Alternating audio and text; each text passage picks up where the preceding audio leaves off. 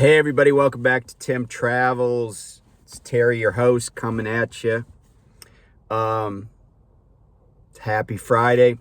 So a couple people asked, "Oh, what have you been up to, and where are you working and stuff?" So I took a job, and if you looked at the thumbnail, you might be like, "Man, that dude's working in a coal mine." But But before I get to that, I did want to mention there was something over the wire. I don't even know what source. Maybe it was Freight Waves. But the folks that own a lot of stock in Forward Air, and I think this is entities or people that control up to like around 25 to 29% of their stock. They're demanding that the company be sold. In other words, be taken private. And apparently Forward Air has hired somebody to help them on that project. And what normally happens when somebody's hired is they do a valuation of the company and they say, hey, what's the value of the company? What would it cost to buy out all the stockholders, etc.? Now, it doesn't mean that all the stockholders are going to want to sell, but usually people will want to, and there's usually going to be a premium on the stock.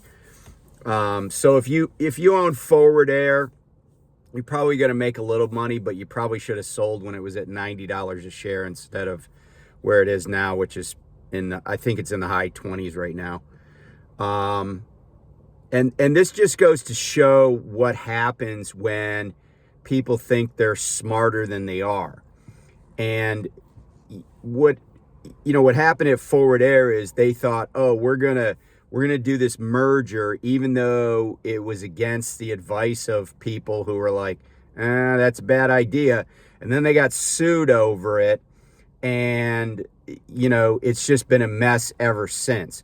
And of course, the guys that planned and tried to execute this merger, they're still rich. They did lose their jobs, but they're still rich. And some of them have already gotten jobs at other trucking companies, and the guys they brought in to replace them were people that came from, some of them came from the biggest trucking bankruptcy ever, which was Yellow. And, it's just a vicious cycle of people with, degrees from colleges and frat boy friends who just keep cycling through these companies and screwing things up. And, I guess there's this whole segment of society that just fails upward. And you see it in lots of industries, and trucking is certainly not immune to it. This is not a business where the people at the top have to be good at what they're doing. They just have to be at the top.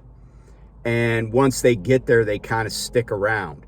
So, so if you're a contractor at Forward Air, just know that there's a high likelihood that in the next, I don't know, and it could happen fairly quickly. I don't know if it'll happen before the end of this quarter, because we're already in Q4. But I wouldn't be surprised in the next 6 months, some private equity group, some consortium of private equity groups comes in and takes over Forward Air and takes them private. And and here's the thing. This company is larded up with enormous amounts of debt, a lot of debt. And those people that come in, they're going to pay a premium for the stock price just so they can avoid a big fight on that issue. And then they're going to be strapped with a huge pile of debt. And in order to get rid of that huge pile of debt and maybe, refinance it, they're going to take every dime they can get out of the company. And then they're probably going to piece it out and sell it in pieces to try to make a profit. So if you're at Forward Air, you know, as long as you're doing well, stay there as long as you're doing well, but just know that those days might be numbered, without regard to what the freight market's doing, without regard to how much cargo is being moved here and there. So anyway, getting back to what Terry's up to. So I took a job at DM Bowman out of Williamsport, Maryland. And originally well, first of all, I didn't know that much about the company, but it was close by, and they offered me a job that I can be home on weekends. I can park my truck in Frederick, Maryland, which isn't too far away from the house. And I might be able to be home on weekends, but I also was concerned because my wife and I only have one car, and I don't want to have a car sitting in a parking lot. Like, I'm actually in the parking lot at work right now, because I have to go in at 8:30 and do some finishing training because I got off my trainer's truck, and I'll talk about that in a minute. But I was like, I don't want to buy a new car or another car, because for the last, 5.5 years, I've been on the road most of the time. And so when I first went on the road, of course, I'm counting my Sprinter, we had 3 vehicles at the house. And then we were down to 2. My wife sold my Civic during COVID. And who would have thought a Civic with 350,000 miles on it would spark a bidding war, but that's exactly what happened. And so I was like, I don't really want to take a job right this second where I'm forced to buy a car, unless it's a job where I'm home every day. And then in that case, I'll be like, all right, I'll just get a car or a daily driver or something. So I was kind of like not sure I wanted to take this job because I had some other offers. And an interesting thing happened. Before I came to orientation, a guy called me, and it turned out that he is the dispatcher for the division that they wanted me to work in. And this particular division, or they call them profit centers, it's a dedicated account hauling like wood chips and sawdust. And it's got one customer. And apparently, though, and normally I don't like being in one of those dedicated accounts where, you're kind of putting all your eggs in one basket. But he calls me and he says, hey, I wanted to talk to you about this to make sure this is something you want to do. And he said, we're picking up more business all the time. Like we're drinking from a fire hose right now. And so we got plenty of work. And I said, well, because some of the people that do this stuff drive day cabs, and some are out like for the whole week. Some guys, like I said, day cabs, they're home every day. So I said, well, I don't want to be schlepping back and forth all the time. So is it possible to even stay out longer than just for the week? Because usually guys go out. If they go out Sunday night, they're home sometime Friday. If they go out Monday morning, they're home sometime Saturday.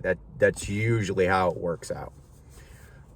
So basically, you're not home for the weekend as much as you're home for 34. And guys can kind of, they know what trips they're going to have, and they just kind of figure out their own schedule and get back in the truck when they need to. So he said, yeah, he goes, there are some of these facilities that are open 24/7. In fact, where we deliver to the customer, it's open 24/7. So if you got a load and, you pick the load up somewhere, and most of this is on the Eastern Seaboard, but you pick the load up somewhere, but it's going to be, let's say you got to take a 10, and then it's going to be, I don't know, 8 hours or whatever. It's going to be most of another drive shift to get it to the customer. They're going to be able to take it. You're going to be able to do another 10 and then get back to work. So you can keep yourself busy, and they can have a plan for it. So I was like, all right, well, that makes a little more sense to me because it's more flexible. If I want to stay out 3 weeks or 4 weeks, I can. But I'm close enough to home that if I want to go home, I can just make that arrangement too. So after talking to him, I was like, let me give this a try. And it's kind of funny, like a lot of people have talked about, people have made comments about, oh, you're a job hopper, you're a serial job hopper, whatever. I guess those are the same thing. And, you're not able to stay at any company. And it's like, and my response to that is, yeah, exactly. I go where I want to go. And if I want to leave a company, I'm going to leave. Now, I will say that I've come to this conclusion or realization maybe that most, it's kind of weird coming from having had a military background and having practiced law. It's kind of weird going to places or being around companies where, and I'm not saying this necessarily about Bowman, I'm saying this about the trucking industry in general, that like there's so many people that are so opposed to like doing things better. And there's so many people that are so opposed to treating people fairly and taking care of the people that are making the money for the company. I mean, the funny thing is here at my company, they call the divisions profit centers. So that's an acknowledgement that they know where the money's being made. I mean, and the funny thing is, if you're at all familiar with this company, they have their hands in everything, like real estate, a lot of real estate in this, I-81, I-70 corridor in Hagerstown. They got, signs everywhere. They have trailer leasing.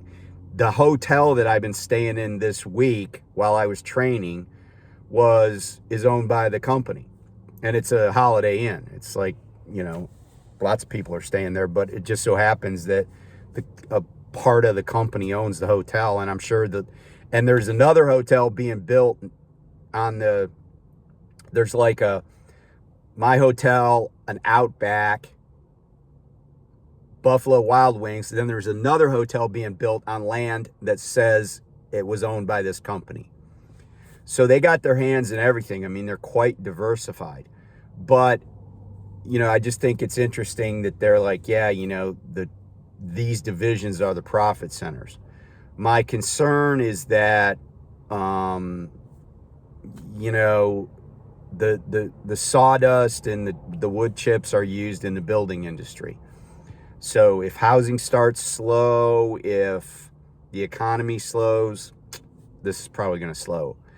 And so this past 4 days, so Monday through Thursday, I've been on a trainer's truck, and he drives a day cab.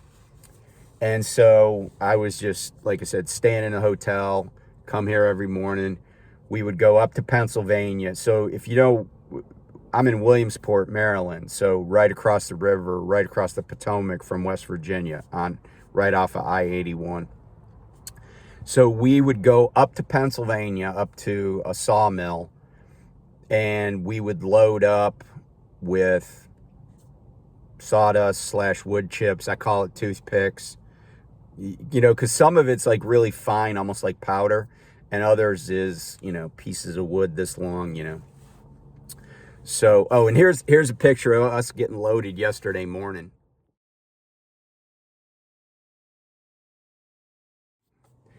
Now, it just so happened that the reason this is a facility that you can, quote, self-load.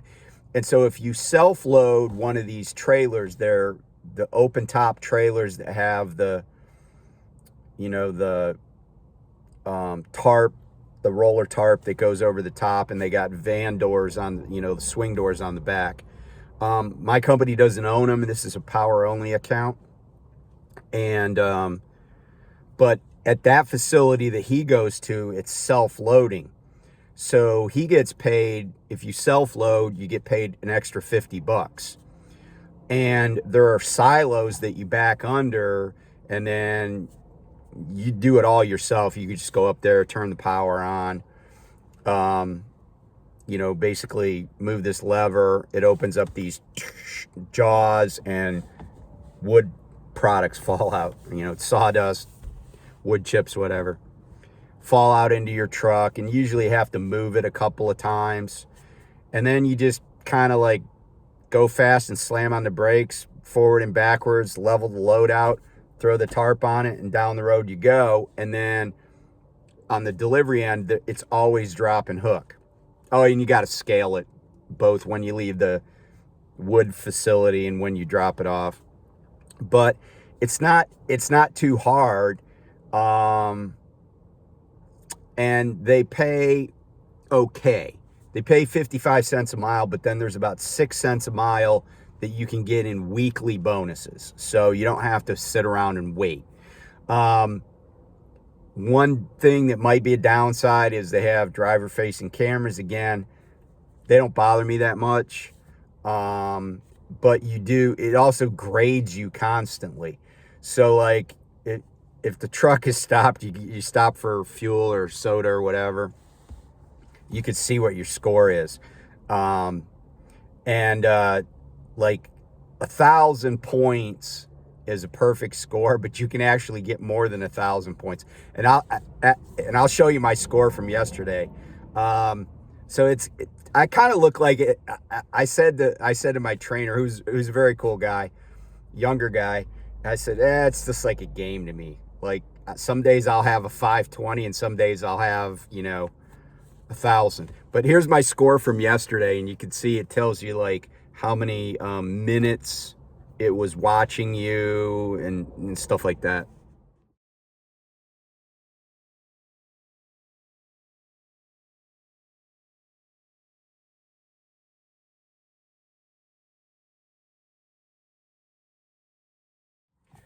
So that's your bonus, right? Like you don't wreck, you get a score above 850.